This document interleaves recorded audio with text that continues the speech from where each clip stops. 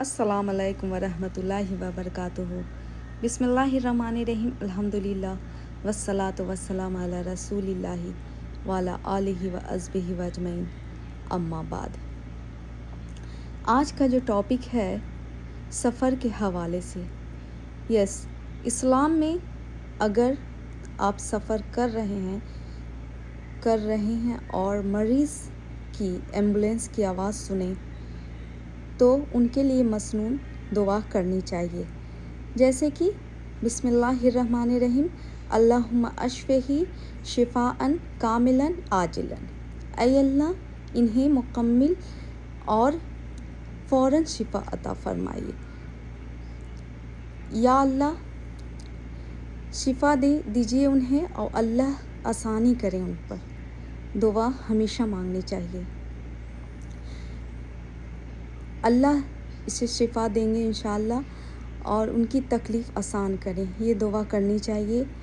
ये अल्फाज हमारी और दुआ के जज्बे के साथ होनी चाहिए, एक नेककारों की तरह होना चाहिए। मुमकिन हो तो दिल से इनके लिए दुआ करें, लेकिन दुआ करनी चाहिए। जब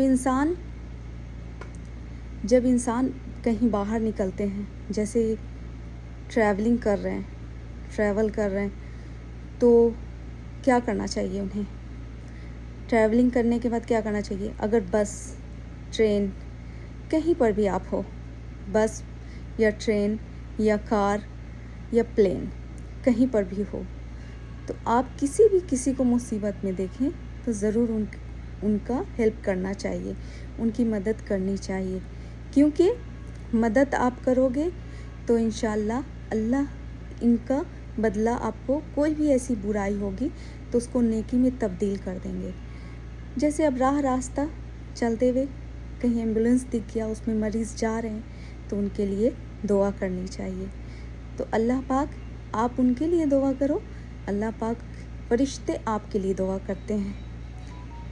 आप जिस गाड़ी से ट्रैवल कर रहे हैं तो उस गाड़ी के आगे वाले या पीछे वाले जितने सारे हैं उसके लिए भी दुआ करनी चाहिए।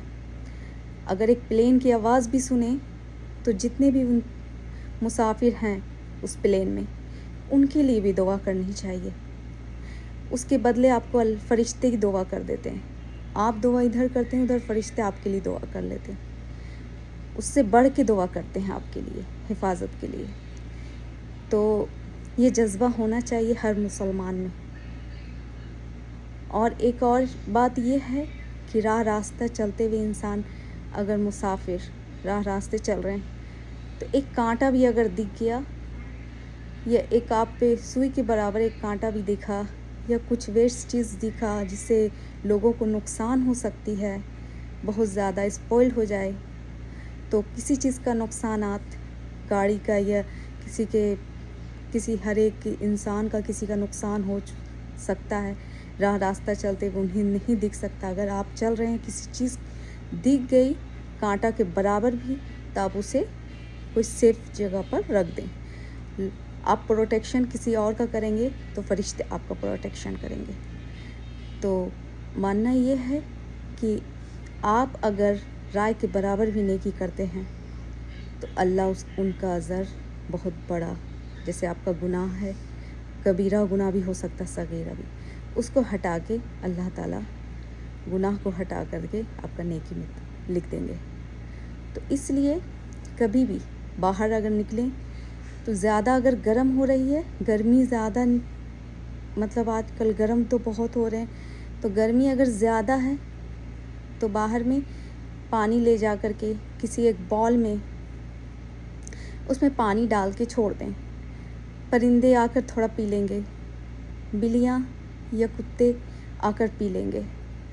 तो वो सब भी छोटी छोटी नेकी का ख्याल रखना चाहिए इंसान को, कि वो सब भी हर मुसलमान को एक चाहिए कि कौन ऐसी नेकी अल्लाह को सबसे ज़्यादा पसंद आ जाए, जो आपकी कबीरा गुनाह माफ़ करके नेकी में लिख देंगे।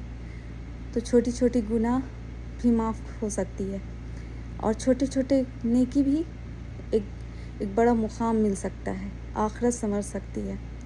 तो इसलिए चाहिए कि छोटा छोटा नेकी आप करने की कोशिश करनी चाहिए हर जगह।